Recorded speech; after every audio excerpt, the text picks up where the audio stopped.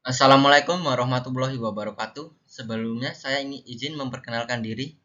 Saya Hermawan Surawijaya dengan NIM 128 ingin mempresentasikan pembuatan pupuk kompos dari sampah organik sisa-sisa sayuran rumah tangga. Hal yang melatar belakangi ini adalah sisa-sisa sampah dapur. Sampah adalah sebagian dari sesuatu yang tidak dipakai, tidak disenangi atau sesuatu yang harus dibuang, yang umumnya berasal dari kegiatan yang dilakukan oleh manusia tetapi bukan biologis, dan umumnya bersifat padat. Sampah erat kaitannya dengan kesehatan masyarakat, karena dari sampah tersebut akan hidup berbagai organisme penyebab penyakit atau bakteri patogen, dan juga binatang, serangga, pemindah, atau penyebar penyakit. Masalah sampah di Indonesia sendiri merupakan masalah yang rumit karena kurangnya pengertian masyarakat terhadap akibat-akibat yang dapat ditimbulkan oleh sampah, dan kurangnya biaya untuk mengusahakan pembuangan sampah yang baik dan memenuhi syarat.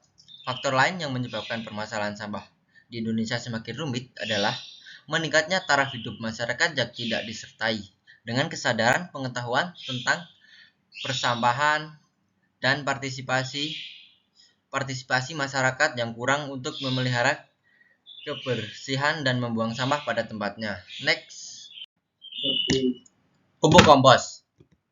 Apa sih itu pupuk kompos? Pupuk kompos merupakan salah satu jenis pupuk organik yang sudah ada sejak lama. Pengertian pupuk kompos itu sendiri adalah bahan-bahan organik yang sudah mengalami proses pelapukan karena terjadi interaksi antara mikroorganisme atau bakteri pembusuk yang bekerja di dalam bahan organik tersebut. Di sini saya juga menjelaskan langkah-langkah membuat pupuk kompos.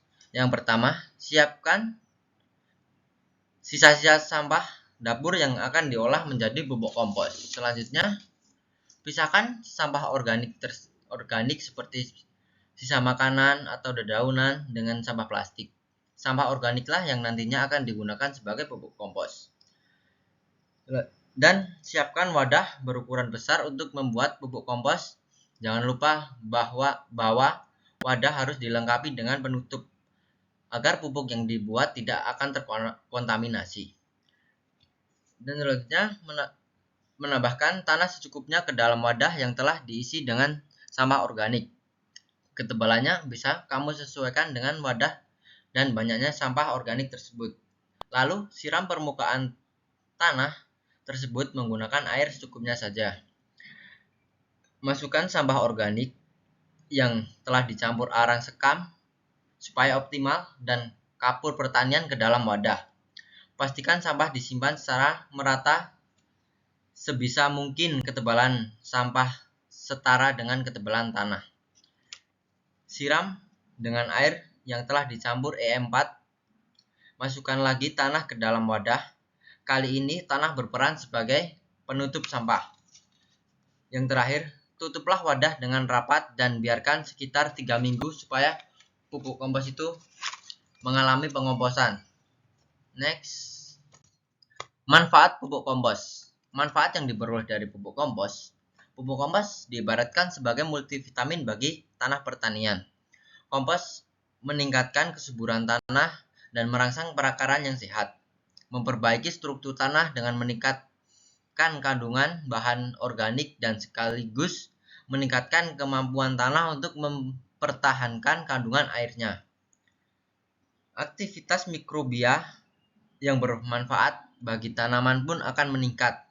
Mikrobia ini membantu tanaman untuk menyerap unsur hara dari dalam tanah dan menghasilkan senyawa yang dapat merangsang pertumbuhan tanaman.